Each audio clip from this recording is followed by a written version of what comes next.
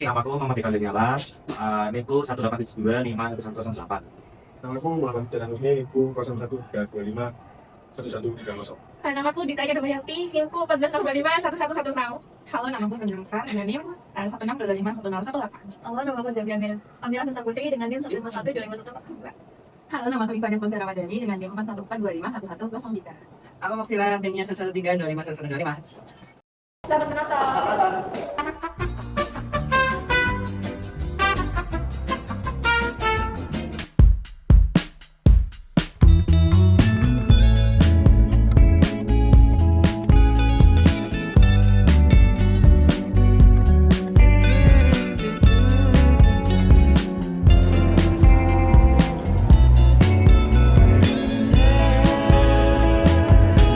My heart it beats for you.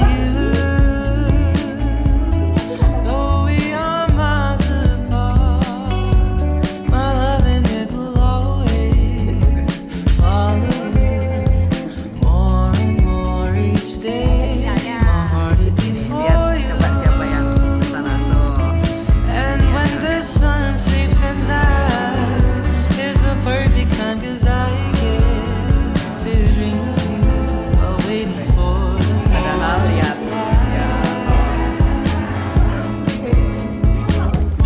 oceans that crash along the seas across the sea. No matter what the future holds, it's you my heart beats for.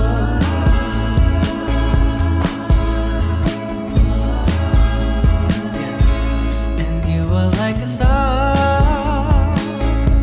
that no matter where you are, I don't feel so far away. And when night falls, you always light the way. And I am but a man, orbiting round the sun.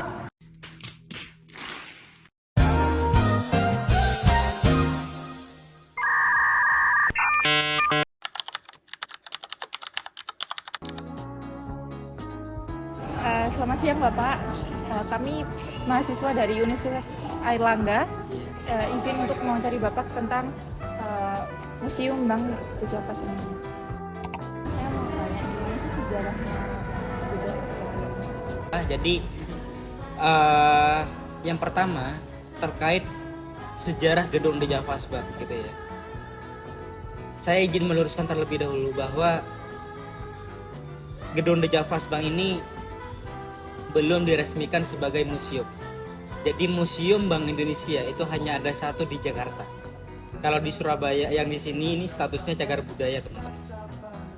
Nah, kemudian terkait sejarahnya, gedung The Javas Bank ini adalah cikal bakal Bank Indonesia. Jadi The Javas Bank ini asal mulanya berdirinya di Batavia pada tahun 1828.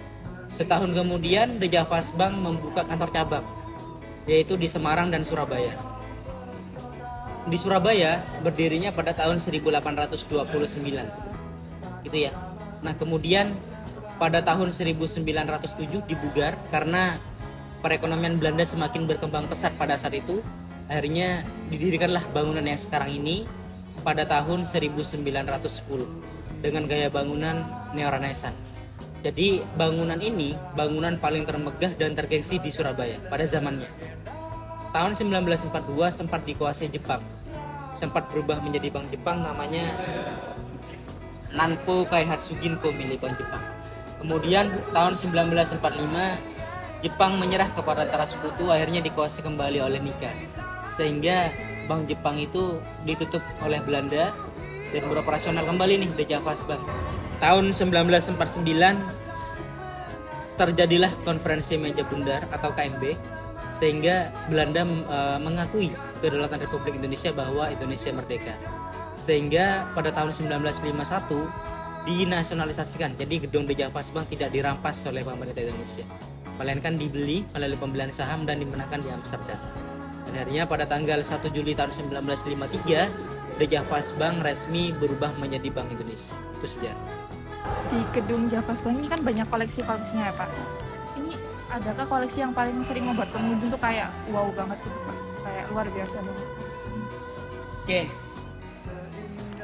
Di The Javas Bank ini memang ada beberapa koleksi, dan menurut visitor yang berkunjung ke sini yang tertarik itu yang mana? Yang pertama, gedung The Javas Bank ini mempunyai keunikan tersendiri, yaitu kalau di lantai 1 ini ada yang namanya kaca patri. Jadi kaca patri yang di atas kota itu ya, itu merupakan peninggalan Belanda, di mana meskipun tanpa lampu terang untuk untuk ngobrol dan segala macam gitu ya, untuk diskusi lah, itu masih sangat memadai gitu ya. Dan yang kedua, di ruang bawah tanah atau di basement itu ada yang namanya CCTV jadul. Jadi kalau teman-teman tadi ke bawah sempat melihat kaca yang terletak yang mengelilingi ruangan, itu merupakan CCTV jadul pada saat itu. Dimana kalau misalnya ada orang masuk ke dalam, kita bisa mengetahui dari luar gitu ya. Jadi yang masuk kita bisa mengawasi dari luar kalau misalkan terjadi kecurangan terhadap uang yang dimasukkan ke berantas. Yang ketiga, natural air condition, yaitu AC alami. Kalau teman-teman pernah ke Lawang Sewu, sama kondisinya. Jadi Belanda itu menirukan ilmunya orang Jawa, yaitu kendi. Kendi kalau misal disiar pada pagi hari, diminum pada siang hari sejuk. Jadi oleh Belanda diminum pada siang hari. Pada pagi hari disiar air di sekeliling bunker, sehingga nanti siang bisa dingin secara alami di ruang bawah tanah. Tapi caranya menggunakan seperti kendi, kayak gitu tata caranya. Bukan diminum ya, jadi ditaruh di bawah mengelilingi bunker, sehingga nanti siang bisa dingin di area basement. Karena pada situ kan belum ada AC. Mungkin selanjutnya yang terakhir Pak, saya mau tanya, kira-kira adakah pesan atau harapan yang bisa dibawa oleh pengunjung generasi muda, khususnya Gen Z? Pesan-pesan dari kami terhadap Gen Z.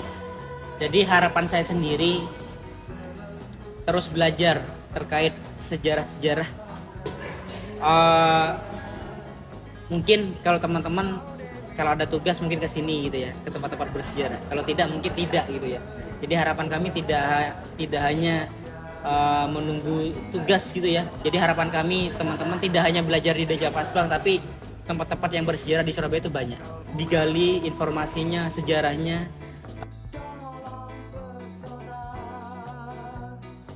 Kali ini kita lagi di Museum DJB. Kali ini saya bersama dengan Bu Erik, ya, Mbak Ellen Mbak Ellen dari SDN Tambasari 1. SDN Tambasari 1. Oke, kali ini berarti kunjungannya di sini untuk tema apa ya, Bu? Tema KTS. KTS. Ya. Kenapa memilih Museum DJB sebagai tempat KTS daripada museum-museum lainnya? Karena anak-anak kan belum ngerti Mbak, Museum Bank Indonesia itu mana, tempatnya di mana. Makanya kita mengarahkan ke sini supaya anak-anak tahu bahwa anak-anak itu harus cinta rupiah. Untuk itu pertanyaan terakhir Ibu, bagaimana pesan Ibu untuk anak-anak ini ke depannya supaya lebih mengenal rupiah? Anak-anak harus kedepannya harus cinta rupiah dan harus mengenal semua yang ada tempat wisata yang ada di Surabaya. Terima kasih Ibu. Selembut ku rasakan